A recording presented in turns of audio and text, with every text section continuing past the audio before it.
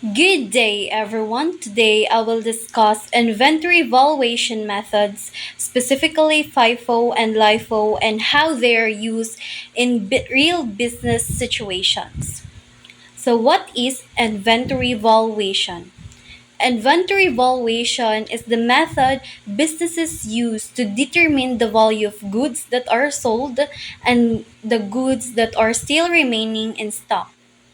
So, ang inventory valuation is very important siya because makatabang ni siya sa mga kanang businesses para makahibaw kung how much their products cost and how much profit they are making. It also helps the businesses first calculate profit. So the businesses knows if it is earning or losing. Second, manage costs. Helps control spending. Third, financial statements. It helps reports must be record. And last, better decisions. Helps in pricing and planning. Common inventory valuation methods. So first we have FIFO. First in, first out. The first items purchased are the first items sold. First items bought is mausad ang first item nga masold. And ang remaining inventory is ang newest stock. So for example, a hotel restaurant purchased bottled water. So pag January 1 na sila stock 100 bottles at 20 pesos each. Then pag January 10 na sila stock 100 bottles at 25 pesos each. Then the restaurant kay nakasold sila og 120 bottles. 'Di ba under the FIFO, the oldest inventory is dapat maujud ang masold og first. So arita magkuha first sa 100 bottles sa old stock. Since sa FIFO, ang oldest inventory ang dapat una masold. So mauning 100 bottles times 20 pesos since ang old stock is tag 20 pesos man. So again, 100 bottles times 20 pesos is equals to 2,000. So since kuwangan man og 20 bottles kay 100 bottles raman to ang old stock, then nagneed ta og 120 bottles, ari ta magkuha og 20 bottles sa newest stock, which is katuntag 25 pesos. So 20 bottles times 25 pesos is equals to 500. So ang total cost of goods sold or COGS is 2,500. So this is the total cost of the items that were sold. Yung remaining inventory is 80 bottles times 25 pesos is equals to 2,000. So these are the newer items left in stock. So ang gamiton nga price is ang the latest, which is katuntag 25 pesos. So sa FIFO nam gini mga advantages and disadvantages. So arita first sa advantages. So first, easy to understand and apply. Second, matches actual flow of goods. Better for perishable items. So makatabang ni siya to prevent spoilage since ang older items ang unahon og gamit para dili maabtan og expire. Next are ita sa disadvantages. First, higher profit may lead to higher taxes.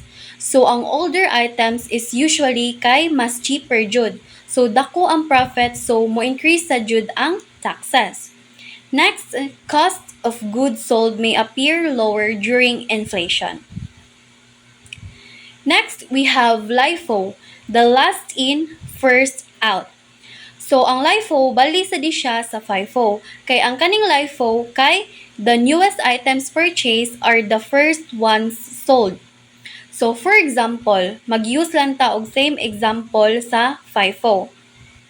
So, a hotel restaurant purchased bottled water. So, pag January 1, nasa 100 bottles stock at 25 pesos each. Then, pag January 10, nasa sila 100 bottles stock at 25 pesos each. Then, the restaurant sold 120 bottles again. So, since under the LIFO, we sell the newest stock first. So, arita magkuha first og 100 bottles sa newest stock, which is katuntag 25 pesos. So 100 times 25 pesos is equals to 2,500. Then since kuwangan man og 20 bottles, arta magkuha og 20 bottles sa oldest stock nga tag 20 pesos. So 20 bottles times 20 pesos is equals to 400. So ang total cost of goods sold is 2,900 pesos. Then ang remaining inventory is 80 bottles. So 80 bottles times 20 pesos is equals to 1,600. So mao ni ang older items remaining inventory. So aron na sa advantages and disadvantages sa LIFO. So first, lower taxable income during inflation. So higher cost, lower profit, lower tax.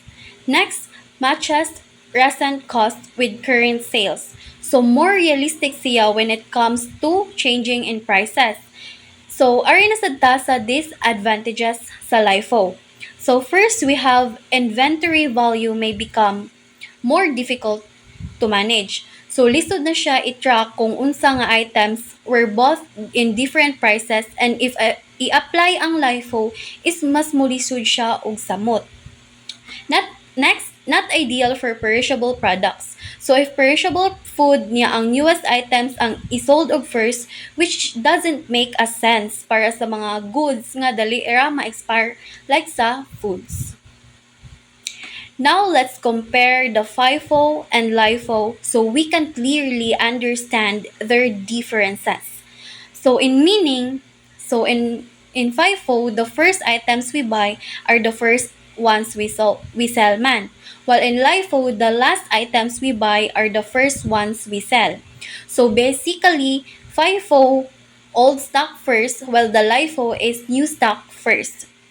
So aron sa sa inventory flow. In FIFO, older inventory leaves first, so the remaining stock is mauto ang newer. While in LIFO, newer inventory leaves it first, so the remaining stock is ang older. So aron sa sa best for. FIFO is best for businesses like hotels and restaurants because nagdeal manggod sila og mga perishable goods that can expire kanang dali ra madaot. Next, in LIFO is better for non-perishable goods because those items not easily spoil. So aron sa during inflation. When prices are increasing, ang FIFO shows higher profit because older, so cheaper items are recorded as sold. While sa LIFO shows lower profit because bag-o man siya. More expensive items are recorded as sold. So in simple idea or simple words, ang FIFO kay lower cost siya pero higher profit. While ang LIFO is higher cost siya pero lower profit. Ayon sa ending inventory. So in FIFO, the remaining inventory is valued higher because ang gigamit niya kay ang latest prices. In LIFO, the remaining inventory is valued lower kay ang gigamit niya kay ang older prices. Next, we have the tax impact. So because FIFO shows higher profit, so businesses kay magpay jud sila og higher taxes. And because LIFO shows lower profit, businesses kay magpay sila og lower taxes. So in conclusion, FIFO and LIFO are important inventory valuation methods used by businesses to calculate inventory cost profit. FIFO sells older inventory first and is commonly used in hospitality businesses, while LIFO sells newer inventory first and may reduce taxable income during inflation. Choosing the correct inventory valuation methods helps businesses manage costs efficiently and maintain accurate financial records. And that concludes my report. Thank you for listening.